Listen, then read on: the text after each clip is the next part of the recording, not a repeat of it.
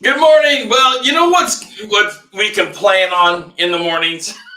We can plan on technical problems. Thank goodness for the technical crew that I've got here that are busy solving my own problems. Sorry about that. Anyway, well, our topic today is common loan types for fixer-uppers.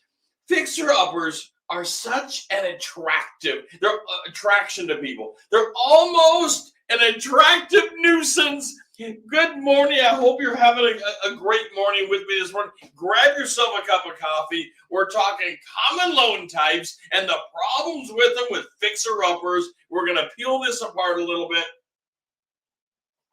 And while we are sipping some coffee this morning and overcoming our own technical problems.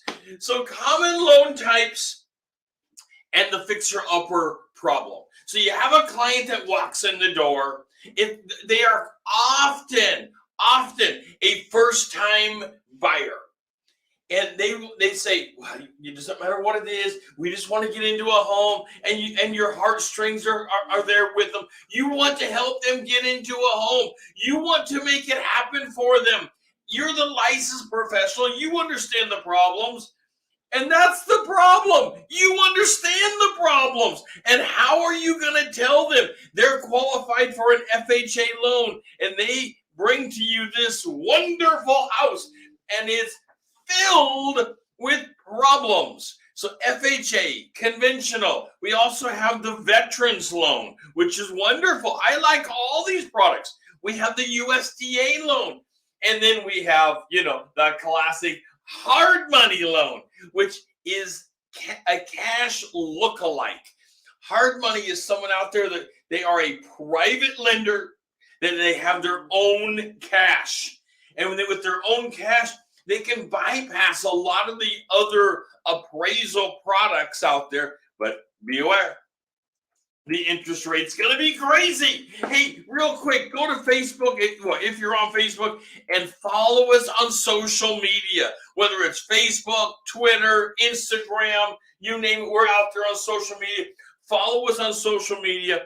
If you're on YouTube, you want to hit the subscribe button on YouTube. And that will open up the Guru members only events to you. And let me give you a secret about tomorrow. Tomorrow, we are diving deep into the 1-week business plan that'll put money in your pocket. You will not want to miss this. The only way you can see it is to hit the subscribe button, open up the Guru members only, and you can join us for that training and build your business. Okay, first of all, let's take apart this concept of what is a fixer. What is a fixer-upper? When someone walks in and says, I'll take a fixer-upper, as if, we have this bucket over here of, oh, yeah, well, let me get the bucket of fixer-uppers. These are all fixer-uppers. Well, let's take apart the issues of fixer-uppers because there's a bunch of them.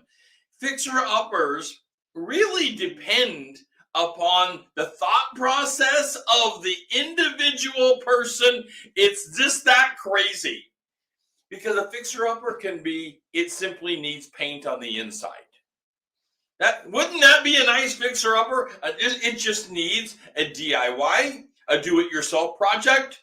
I love that. That's really my style. I don't want a deep fixer-upper when I buy a home. I want more of a DIY type project. Well, that's not really what comes up about as the fixer-uppers, and with the loan products we're going to be talking about, that needing paint isn't going to be the problem. If all they need is a coat of paint, you haven't hit the problem yet. What you've hit is a little DIY project, and won't that be fun for somebody just to throw their own color of paint up, and they can call it a fixer if they want, but it's really not a fixer. So what is a fixer? A fixer, let's define it real quick. And this is a loose definition. This is right from your guru. A fixer from your guru is a home that needs some form of repair to be habitable, to be comfortable, to be something that you'd be willing to live in. Everything else above that is a DIY, simply a do-it-yourself project. If it needs some form of repair that will enable you to actually live in the home, well, that probably is a fixer-upper. So let's take apart the different types of fixer-uppers that there can be out there. What are the problems? What kind of things do we actually see with fixer-uppers? Well, we can certainly see damage to the house itself, damage to the property, damage to the realty, like a roof problem. What kind of thing do we see there? We're seeing bare wood. Bare wood can be on a roof as well. It can be on a deck. It can be on the side of the house. It can be the roof. If you're seeing bare wood on the roof, it's a problem. And the lending products like FHA, Conventional, VA, USDA, even hard money might have a problem. But certainly the first four, they're going to have problems with bare wood. Because bare wood, when it gets wet, and by the way, I'm in the Northwest, we get lots of rain here. Bare wood is a problem when it comes to rot because it's exposed to the elements. We all know this. Once it gets exposed to the elements, it's not long. It's not long until we have other problems. It's not just bare wood. When you see it, when the inspector calls it out, it is simply emblematic of another issue probably that exists deeper. All right. What else is a problem to these home products? Plumbing. Plumbing is a big one. Well, in plumbing, you can have leaks. You can have plumbing pipes that were simply taken apart. Not only leaks, you can have plumbing that is broken. You can have plumbing problems that is in the septic system that is leaking into the ground. This is a big problem. And you would know then why, of course, just by thinking about it, why the lender would be so emphatic about needing that to be repaired before they're going to throw their hard money, their FHA money, their conventional money, their VA money, their USDA money into this product. If you've got leaks going on, it is slowly destroying the house. And by the way, how soon will it be if you help your people buy a home that has lots of leaks and they don't have the skill sets really or the assets, the personal assets to repair this? How soon will it be until they don't like you and they're not recommending your services any longer because you were the one that put them into this house? This whole thing turns around on you. So your advice in this has to be very cautious. You need to bring people up to speed with good education, good coaching, solid information. So what are some of the things that the lenders are really dogmatic about? I mean, bare wood can be a big one, but foundation problems, crumbling foundations, cracked foundations. Foundation supports the home. And if you got cracked foundation, something crumbling underneath of you, that is not going to go well for this home very long. I mean, come on. How long do you want to live in a home with a cracked foundation? And your lender certainly isn't going to want to be attached to a home that has cracked foundation. Now, so we have foundation and heating systems. Another big core item, heating systems. And yes, I'm including cooling systems, whether it's heat up or heat down, whatever you want to call it. Let me get another sip of cup of coffee this morning. You know, one of my favorite things is doing with fixer-uppers. I do a bunch of them. I advise for investors We have a whole investor club going on. And if you want to be part of that, you just send me a message. We can talk about getting you in. So heating systems, let's just say this. They need to work. The system needs to work. It can be old. It can often be very old. And the system, as long as it works and can pass an inspection, it's probably okay. I have seen some very old systems pass no problem. They've been kept up with, they've been inspected, they've been maintained, they have all of that going for them. That's okay. But when it comes to heating systems that don't work, you have a habitability issue going on. You have to have a heating system in a home. And by the way, as far as I'm aware, in these times, modern times, just a wood stove doesn't count as the heating system for the home any longer. That's as far as I'm aware. By the way, I would love to hear from you in the comments.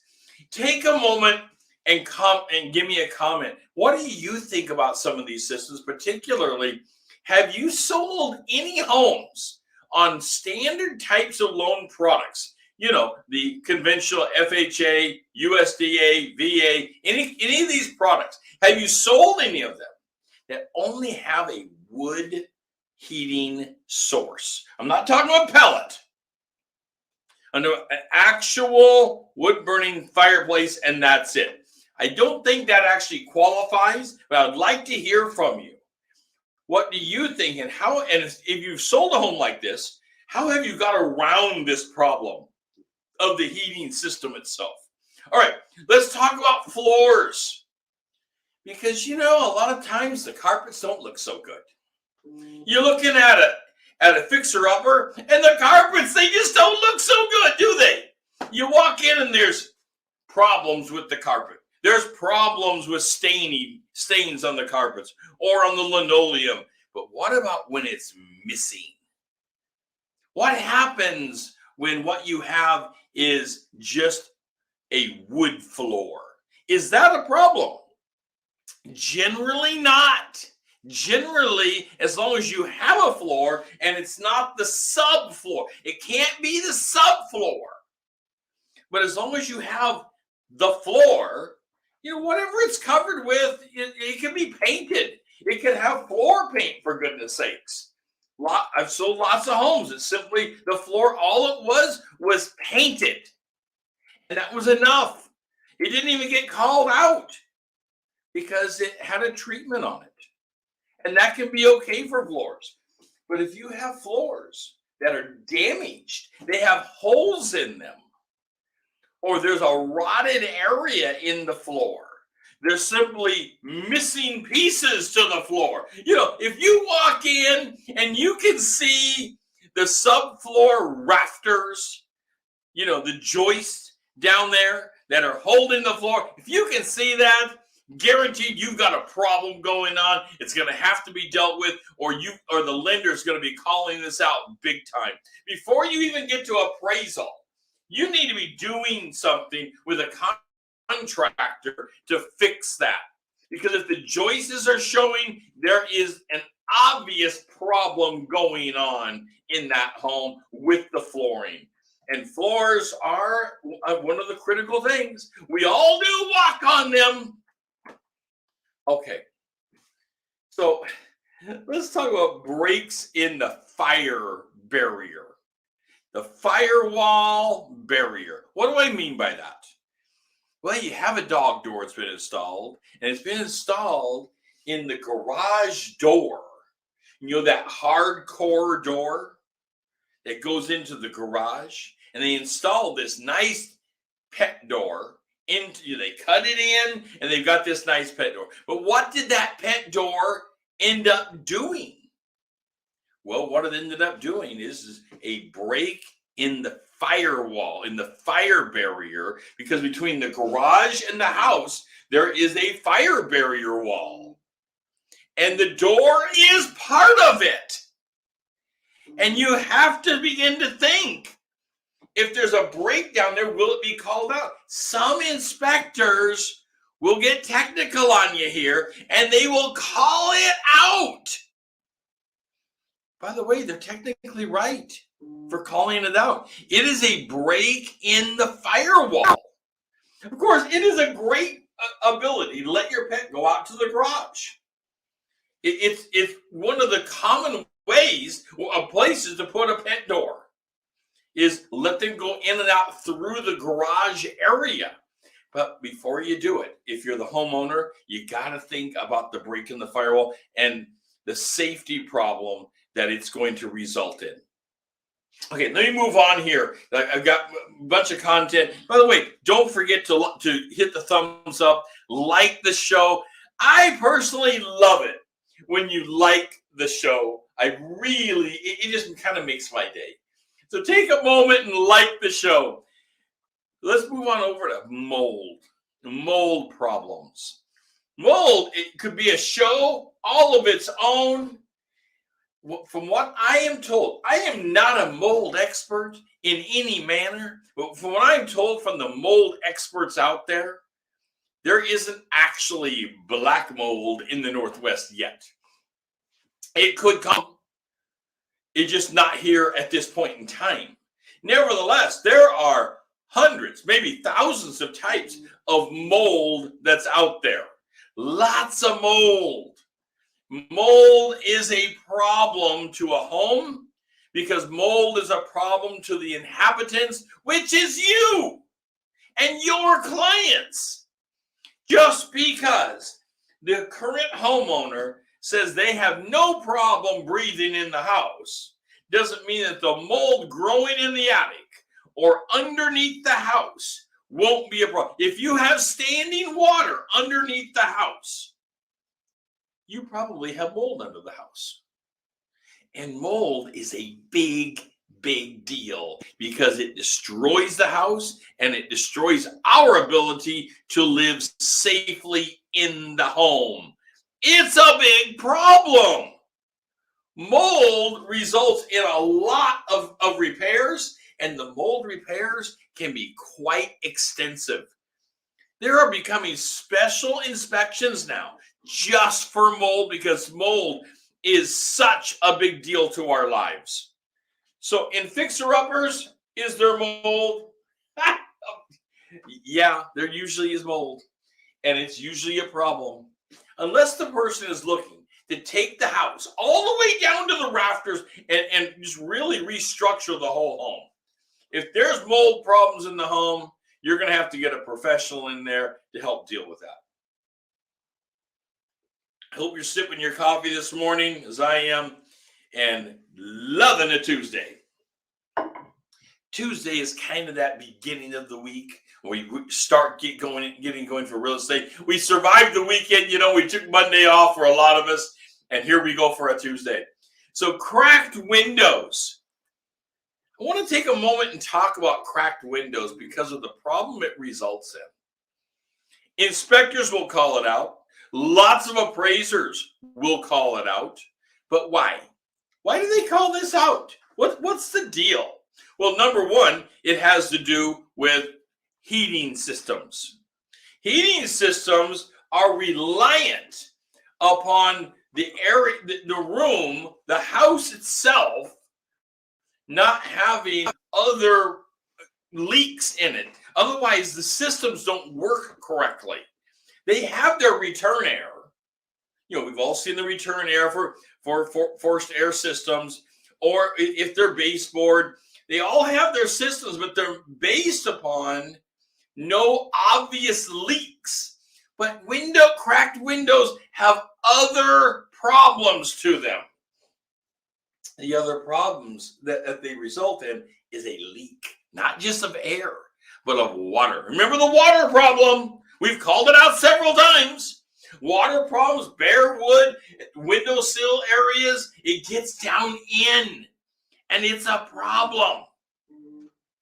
Window leaks can really result in another big hidden problem. Because people say, oh, it's just a small crack in the window. what it's doing is it's letting in the outdoor moisture into that windowsill. And once it gets into the windowsill, it gets into the wall. And often below cracked windows, it's been like that long enough, you're going to have a wet wall underneath the window. Tell you, this isn't any kind of DIY thing. This is a contractor coming in and redoing the wall of the house, because by now it's going to have dry rot in it. That's a big deal. That's a very big deal. All right, vapor barriers. If there's no let me define the vapor barrier first. For those still waking up this morning, let's talk about vapor barriers. So underneath the house, in the crawl space, there should be a vapor barrier. That's that heavy-duty plastic that's put on the floor, on the ground, under the home, keeping the moisture in the ground and away from coming up to the home. Well, lots of homes will have breaks in the vapor barrier, or they won't have any vapor barrier at all. It will either, it's an older home and one was never put in, or it was taken out because it was damaged. The people thought, let's just get rid of this old vapor barrier, and they just never replaced it. But for whatever the reason, if you don't have a vapor barrier, you need to plan to have a contractor coming in and replacing the vapor barrier, because the vapor barrier is critical to keeping moisture out of the home. It also does other things as well with rodents and radon problems. It does things like that, but you got to have the vapor barrier in place, or the lending products will call it out. Today we've been talking about fixer-uppers in the light of the common problems with some of the loan products. FHA, Conventional, VA, USDA, and even hard money. They all will call out. The problems we talked about today, they will all be calling out. Why won't the common loan products allow you to finance a fixer-upper? Well, the things we talked about today become the lead issues, because people can't tend to go in and fix the home right away. Some of these things are very deep pockets. I mean, some of these things could run you $30,000, $40,000, $50,000. I mean, really big money, depending upon what it is. This is Real Estate Daily. I am your real estate guru, and I'll be talking to you about coaching products and our course, and making your business the largest it can ever be in 22. And we'll talk again tomorrow. Don't forget to hit that like button. Don't forget to sign up and be part of the Guru Members Only by subscribing inside YouTube, and that will open up the members only events. And I'll see you tomorrow.